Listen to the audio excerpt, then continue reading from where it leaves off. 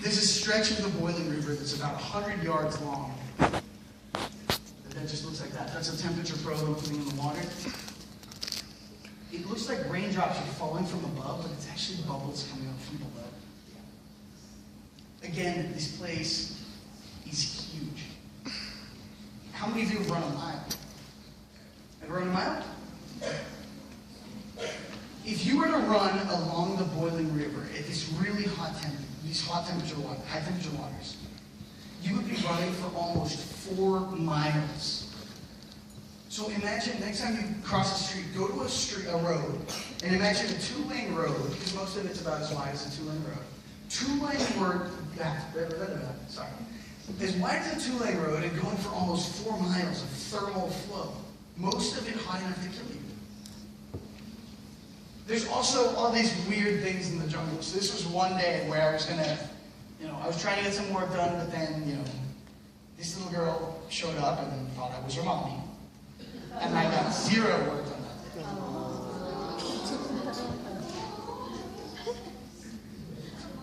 That is a Saki monkey. Guapo monkey is what we call them in that part of Peru. Really cute. Yeah, it's super hairy. But there's all sorts of cute and fuzzy, hairy things in the Amazon.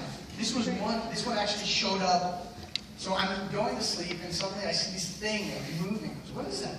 So I turned over, and there's another cute, fuzzy creature from the Amazon. Oh, cool. It is poisonous. It was in my room. I wasn't going to leave it in my room. Who said that they're going to kill an animal? I'm more afraid of humans than I am of spiders. Exactly. There will be. No, seriously. Humans are the most aggressive animals on the planet. And if you doubt that, listen to your answer. Kill it! You see anything? Kill it! Exactly. We're horrid. Dogs are kind of crazy. Cats and dogs are part of the human world anyway. But if most animals, if they see another animal, they're just like, chill, whatever. If there's a little mouse, right? A bear, okay, whatever, hi mouse. If it's close enough, then maybe we'll eat it because it's hungry. We're not going to eat that mouse. Every single person is like, trying to step on it. Dog goes, kill it! Oh my God! Look, the tarantulas are really well behaved. If you don't bug them, they won't bug you. And in this case, it's just, let it crawl on your hand, pick it up slowly, and go away. The freaky thing, I will be honest, when it's freaky, they have huge fangs. Huge. And imagine taking 2 needles and lightly dragging them across your skin. That's what that feels like. So it's a good reminder. You don't want to mess with these. You don't want to make them mad. Well, here's another one. Oh no! Yeah. That's a rhino beetle. We call those cabazos. That's my hand for scale. These things are huge and they sound like motorcycles when they're flying. This is one I definitely will not touch. Poison. Exactly, it's a poison butterfly.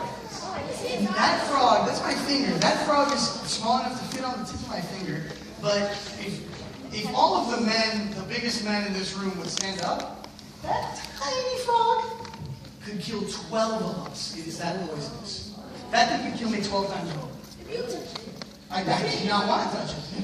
Look at the space. No touching. And that's actually the poison arrows from the legends. They're real. What they do is they grab a leaf, put the leaf on the frog's leg, and then take the arrows and swipe the arrows off on the back of the frog. So what these warriors do is they have a little bamboo, it's not a pouch, but it's like a bamboo box or tube that they put on their belts. Most of the times you're used to seeing bow and arrows, the arrows actually have the arrowheads on them. In the Amazon, the poisonous arrowheads, you always put them on separately, because if you were to fall and one of those things cuts you, you're dead. In 30 seconds you could be dead. You gotta be careful. But what's amazing is even these things are incredibly devoted mothers. Those are its babies on its back. Yeah. The mom has the tadpoles. The tadpoles get bigger, and when they get big enough, the mom crawls into the water where the tadpoles are. Obviously not the boiling river. That would go very poorly for both animals. they crawl onto her back, and then she crawls high up into the trees to look for bromeliads, these plants that kind of look like hands like this, but they're full of water. And then she leaves her babies there so they get big enough and poisonous enough where no one bothers them. How about this? You guys see something there? Alligator. Oh man. Yeah, that's a baby caiman who's trying to camouflage it in there. Can you guys see him? Yeah. Yeah, I thought it was- I already camouflage in the seen it. Amazon's incredible. How about this one? You see the leaf toad? Where is it? Right there.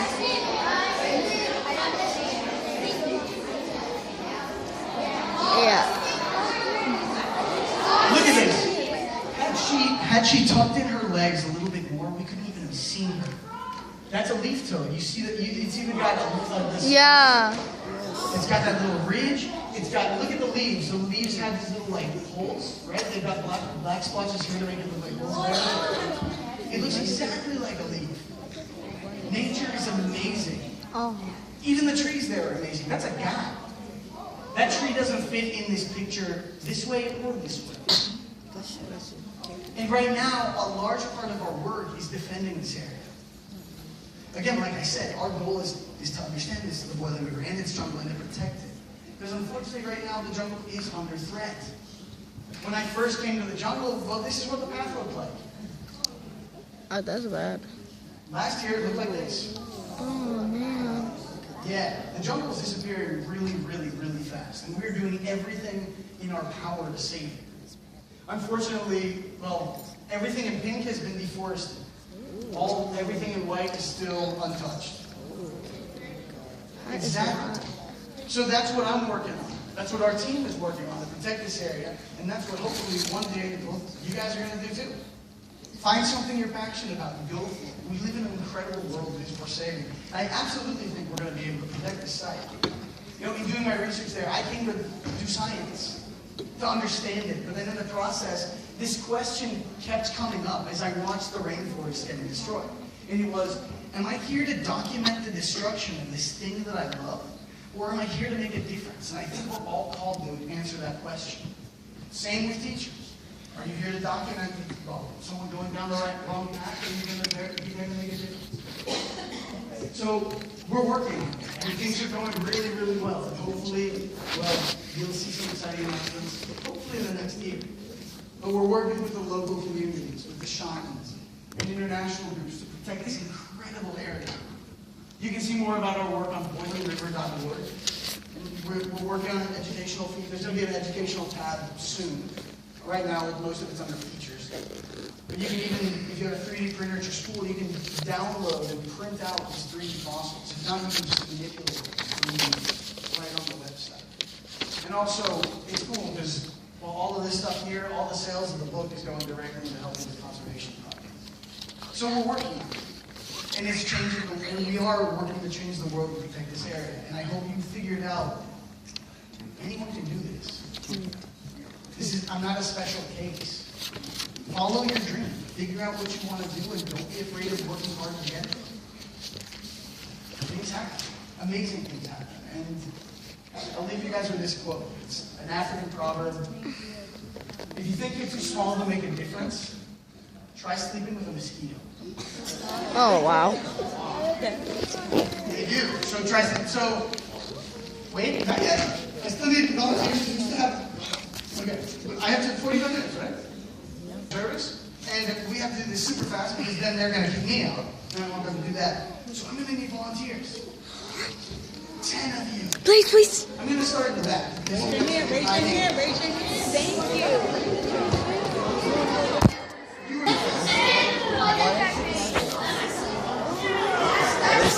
It's a snake.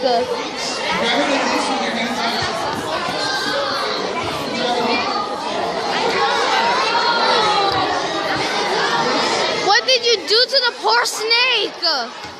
Jeez.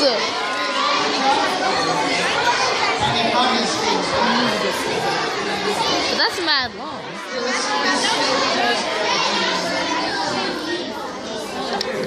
Look at Shahid. He's so scared.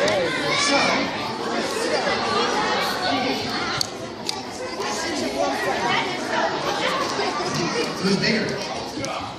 So this is a green anaconda. This right here is, here, hold it up. So it's falling over here. No, you guys don't have to. Just over here, so you got this nice and straight. It's actually missing 2 feet from where the head used to be. You were once the head. The tail's over there. So the females are going to be much larger than the males. This was a female. She was about 22 feet long when they had a barbecue. And actually, this was given to me for my birthday. My birthday's actually tomorrow. Happy birthday! I wish you happy birthday on Instagram. So this was one of the coolest birthday Really? presents I ever got. Oh, I gotta get it in Instagram too. And again, like these are amazing, Okay. amazing animals. That live Okay. in the, and by protecting the rainforest, Okay, the swamps where they Okay, live, okay, I got this. that's how they can get this big. So let's ask some questions. You're feeling that snake's skin. Don't scratch it, so no nails, please. But what are you feeling? What's the texture like on this? It's dry. Is it thick or thin? It smells. Thick? It's thick? Yeah, I mean, I can this smell. is thicker than your skin, right? Like if we took a knife to that, it would... Trust me, I have a good smell. Okay. It smells salty. Is this big or little? Really big, Obviously right? it's big. And by the way, this is only the top half, so this is still missing the part. This skin would only be from here to here, so it's missing the part that was the belly. So this is only half of it. What? Say what? I'm gonna be That's the dead. top part. That's the back. So the idea is this snake. So where's he it was live? one in the butt. If you know that it has tough skin, why would it need this tough scales, a tough hide? Why would it need that? What kind of environment is it living in? An environment with so many predators. Yes, it's living in a really tough environment, something that can be really dangerous. So it adapts, right? Anacondas, they're big. They're the heaviest snakes around. Where do they live? Amazon. No, but where do they live in? They live in the water. What would happen if a snake like this tried to get in a tree? It might break the tree unless it's a big, heavy tree. So these things live in the water. That's how they can get so big. They actually move really, really fast. What's amazing about anacondas is if you look at their heads, or their eyes, a normal quote-unquote snake, their eyes might be on the sides of the head. Anaconda's eyes are closer to the top of the head. So look at a crocodile, look at a hippo, look at an alligator. They're to be used as like goggles. So if this anaconda is, lying in wait, just kind of hanging out there on the bottom, waiting for an animal to go around and see something it would like to eat, it just, its eyes are still up on the clock. I still see you. It's got all these tiny backwards facing teeth. And out of the blue, it just goes, grabs whatever it's going to eat, pulls it underwater, starts wrapping some coils around it. So a normal constrictor would just squeeze you there. These guys drown you and squeeze you so that they don't waste that much energy. And then they eat you at their leisure. They have trouble eating us because our shoulders are very broad. But you guys will be snacks.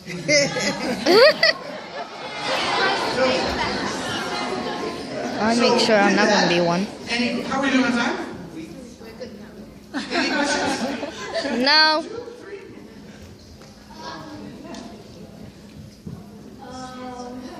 Where were you born? I was born in Houston, Texas. Nice. Age 7.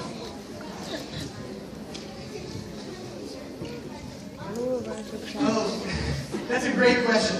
If this poor snake had ended up in the boiling river, we'd have anaconda stew. One last question, I can't hear. Por supuesto, yo hablo español en la casa. ¿Esto no es Spanish? I speak Spanish. Yeah, we can translate. Yay! Okay, last one. What gave me the urge to do what? Science? I love science. I love animals. I love being outside. I mean, find something you're passionate about and go for it. And again, look, it's just like the obstacle course. When you're running an obstacle course, you know how badly you want to get to the finish line because you overcome all of those obstacles. Sometimes it's really hard. Sometimes you want to give up. But if you keep going, you'll find what you want. So unfortunately, I have to roll this gal back up. So thank you very much. If you guys could very gently set her down on the floor. I'm going to wrap this It's a up, she. and I will let teachers leave in. Andrés, let's hear it for Andrés.